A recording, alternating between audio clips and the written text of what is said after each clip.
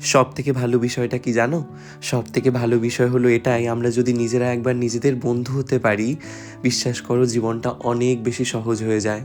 আমি আমার নিজের জীবন দিয়ে দেখেছি, যদি কখনো কখনো নিজেকে নিজের সবথেকে কাছের বন্ধু বানিয়ে নেওয়া যায়, কখনো কখনো কেন বলছি, সব সময় যদি আমরা আমাদের বন্ধু হতে পারি, জীবনটা অনেক বেশি সুন্দর, স্বচ্ছ, আর সেখানে কারো ওপর কোনো অভিযোগ থাকে না। কেন এই কথা বলছি?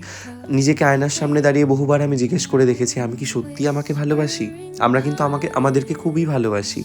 কিন্তু বিষয়টা কি হয় জানো? অনেক সময় নিজেদের স্বার্থে বা কোনো কিছুর জন্য আমরা নিজেরা যেটা ভাবি সেটাকে বিশ্বাস করতে ভয় পাই। সেটাও কিন্তু নিজেকে এক প্রকার আঘাত করা। আবার কখনো কখনো এমনটা দেখা যায়, যেটা আমরা চাইছি সেটা হচ্ছে না বলে আমরা ইউনিভার্সকে বা ঈশ্বরকে অনেক কিছু বলি। সেটাও এক প্রকার নিজেদের সাথে অন্যায় করা। আমার সেটাই মনে হয়, আমি আমার কাজ করে যাব রোজকার জীবনে, আমাদের সাথে যেটা হবার, যেটা ঠিক করা আছে সেটাই হবে। আমি কাজে বিশ্বাসী মানুষ, আর বাদ বাকি যেটা আমাদের সাথে ঘটবে সেটা তো ঘটার তাই ঘটে, এটা রোজই ঘটে। একটা সত্যি কথা বলি, নিজেকে যদি ভালোবাসা যায়, নিজেকে যদি সব থেকে আগে রাখা যায়, বিশ্বাস করো জীবনে কারো ওপর কোনো অভিযোগ থাকে না। এই স্বার্থে আমি নিজেকে ভালোবাসতে শিখেছি। আমি প্রথম প্রথম নিজের প্রাধান্যর চেয়ে, নিজের চিন্তাভাবনাকে প্রাধান্য দেবার চেয়ে অন্যকে বেশি প্রাধান্য দিতাম। দিনের শেষে দেখতাম আমিই ঠকেছি।